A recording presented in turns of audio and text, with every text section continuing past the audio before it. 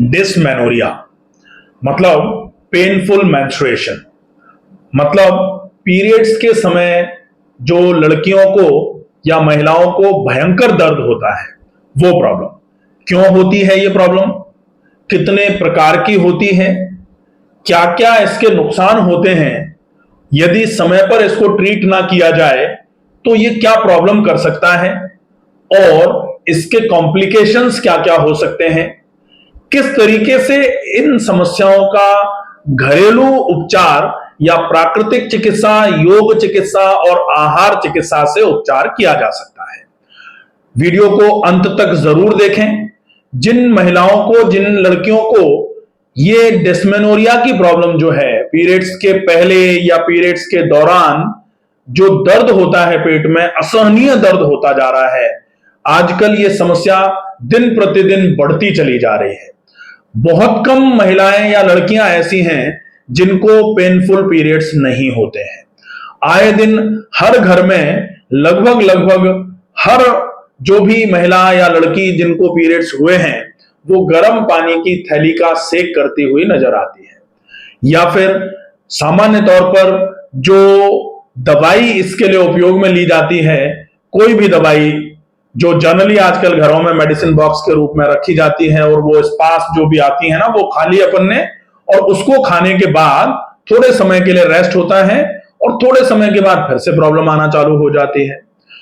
क्यों ये प्रॉब्लम आ रही है और कैसे आप दवाइयों के उपयोग से बचें, क्योंकि अगर आप लंबे समय तक दवाइयों का उपयोग करते हुए दर्द को मैनेज करते हैं तो धीरे धीरे करके एक तो दर्द की इंटेंसिटी जो है वो बढ़ती चली जाएगी। आज वो दवाई काम कर रही है, कल आपको उससे ज्यादा पोटेंसी की दवाई खानी पड़ेगी। आपको क्या क्या ध्यान में रखना चाहिए, क्या होता है, ये पूरा वीडियो अंत तक जरूर देखें, वीडियो में अंत तक बने रहें। सबसे पहले डिसमेनोरिया का मतलब क्या होता है? तो डिसमेनोरिया का मतलब होता है, डिस मतलब डिस्कंफर्ट, मेनोरिया मतलब मेंसेस, ब्लीडिंग।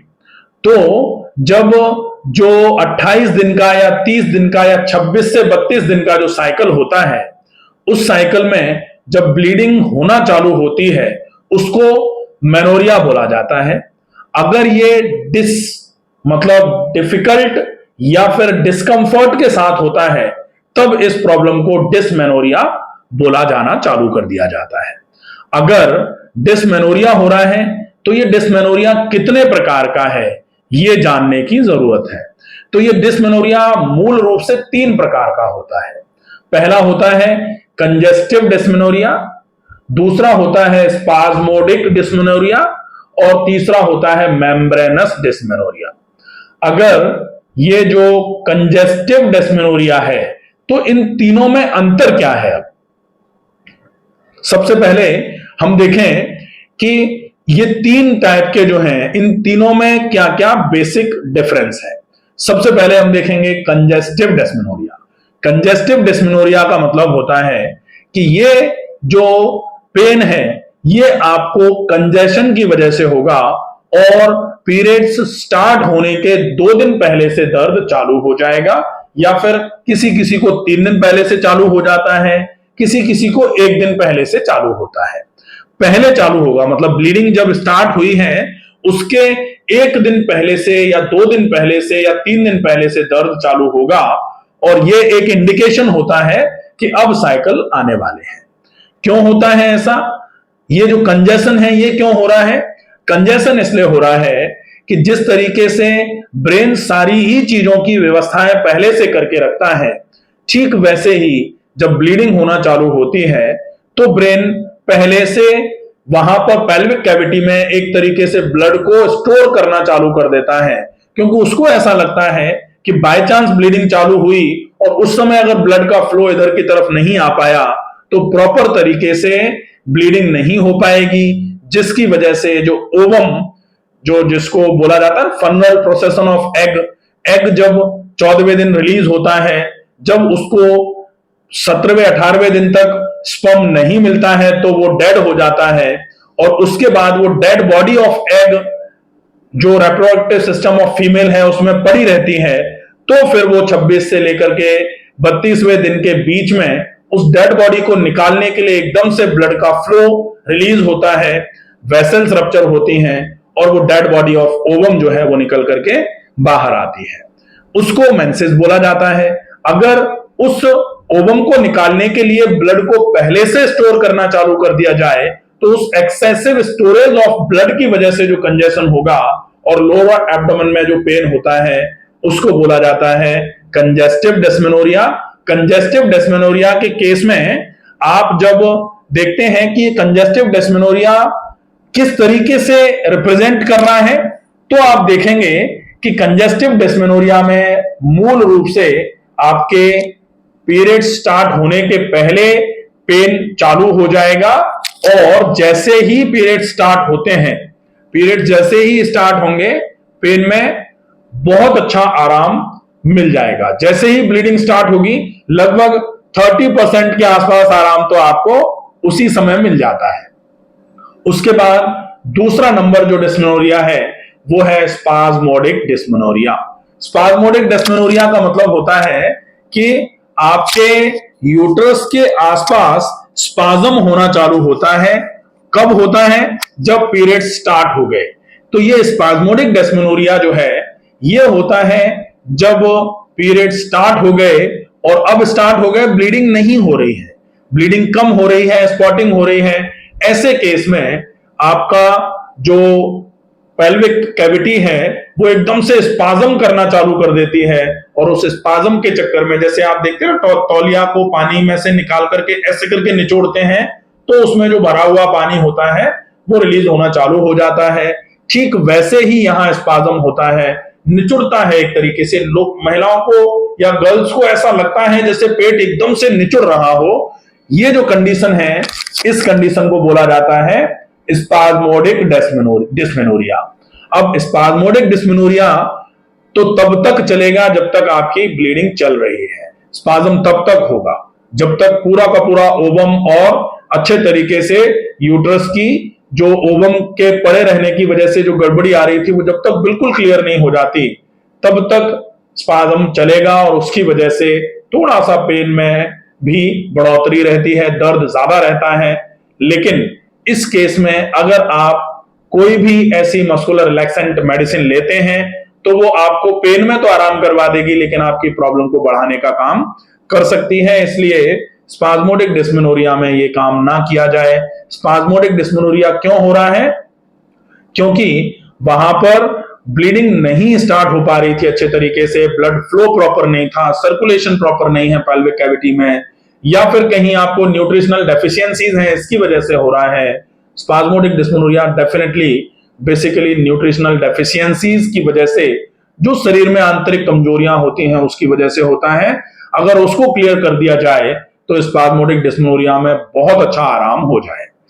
तीसरा डिस्मेनोरिया जो है वो होता है मेम्ब्रेनस डिस्मेनोरिया। मेम्ब्रेनस डिस्मेनोरिया में जो एंडोमेट्रियल लेयर है वही बहुत सारे बड़े बड़े क्लॉट्स के रूप में निकल करके बाहर आती है, उसको बोला जाता है मेम्ब्रेनस डिस्मेनोरिया। मेम्ब्रेनस डिस्मेनोरिया में पेन भी ज्यादा होता है, ब्लीडिंग भी ज्यादा होती है, लेकिन ये वाला पेन जो है ये पीरियड्स के दूसरे तीसरे दिन से चालू होता है, दूसरे दिन से और तीसरे चौथे पांचवें दिन तक चलेगा। उसके बाद धीरे धीरे करके ये वाला दर्द कम होना चालू हो जाता है। तो ये तीन प्रकार हो गए। तीनों प्रकारों के अच्छे तरीके से आपने समझ लिया कि क्या होता है ये।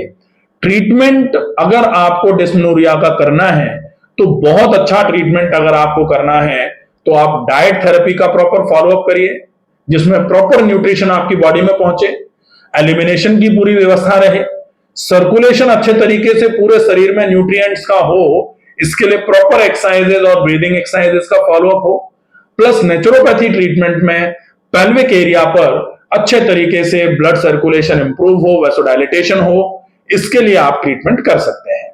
डाइट में बहुत अच्छा खाना जो घर का घरेलू ताजा बना हुआ खाना है वो उपयोग में लिया जाए। बहुत अच्छा एक स्लोगन जिसको बोला जाता है ताजा खाए और सीड़ो नहाए, ताजा खाए सीड़ो नहाए। और उसके बाद एक चीज और थी कि ताजा खाना खाना चाहिए, ठंडे पानी से नहाना चाहिए। इसके अलावा छाया में सोए, ताजा खाए सीढ़ो नहाए, और छाया में सोए जो ताका वैद रोए। इस तरीके से ये कोई स्लोगन है बहुत अच्छे तरीके, मुझे याद नहीं आ रहा अभी पूरा, लेकिन ये जो स्लोगन है कि ताजा खाना जो खाता है, जो ताजे पानी से नहाता है, ठंडे पानी से जो नहाता है, गर्म पानी से नहाने का चलन चला है, रोग बढ़ते चले जा रहे हैं। ताजा खाए सीढ़ो नहाए, और छाया में जो सोए ताका वैद हमेशा रोए। ये जो स्लोगन है, इसमें आप ताजा खाना और ताजे पानी से नहाना, या फिर ताजे पानी में ठंडे पानी में थोड़े समय के लिए बैठना, अगर आप ये कर लेते हैं, बहुत अच्छा उपचार है ये। फिर व्यायाम के केस में कोशिश करिए ज्यादा से ज्यादा कोई भी ऐसा व्यायाम जो आपका वेट कम करवा ले। अगर पीसीओडी की प्रॉब्लम है तो पीसीओडी को धीरे धीरे करके जो सिस्ट डेवलप हुए हैं ओवरी पे, उसको डिसॉल्व कराने का काम कर ले। खूब सारा पसीना निकालिए और खूब सारा प्राणायाम में अनुलोम विलोम और डीप ब्रीदिंग प्राणायाम अच्छे तरीके से करिए। ये बहुत अच्छे तरीके से आपके लिए उपयोगी होगा। अब आप देखें, एक्सरसाइजेस के बाद में नेचुरोपैथी ट्रीटमेंट में ठंडे पानी में बैठना बहुत अच्छा है। प्लस पेट को बिल्कुल साफ सुथरा रखिए, तो पेट अंदर से साफ रहे, इसके लिए बहुत जरूरी है आप सेक, मिट्टी पट्टी, एनिमा, नेचुरोपैथी जो लोग लेते हैं उनको पता है, पेट पर 2 मिनट 3 मिनट का सेक कर लिया, 2 मिनट 1 मिनट गर्म करने वाला गर्म ठंडा सेक भी कर सकते हैं। उसके बाद मिट्टी की पट्टी पेट पर आधे घंटे के लिए रखी और उसके बाद एनिमा कर लिया। आपका पेट बिल्कुल साफ सुथरा रहेगा, अंदर से आंतें बिल्कुल बढ़िया रहेंगी, आंतों में सूजन अगर है तो वो खत्म हो जाएगी, पेट अच्छे से साफ रहा करेगा, आपको कभी आलस नहीं आएगा, कभी पाचन तंत्र की कोई समस्या नहीं होगी। ये उपचार आप निश्चित तौर पर रेगुलर कर सकते हैं, आपकी ये समस्या धीरे धीरे करके बिल्कुल खत्म होना चालू हो जाएगी। आशा है डिस्मेनोरिया का टॉपिक आपको पूरा समझ में आया होगा। अगर कहीं कोई चीज समझ में नहीं आई है, कोई दिक्कत रहती है, तो आप कमेंट बॉक्स में अपने प्रश्न को लिख करके पूछ सकते हैं, आपके प्रश्न का समाधान किया जाएगा। स्वस्थ रहिए, सुरक्षित रहिए, धन्यवाद।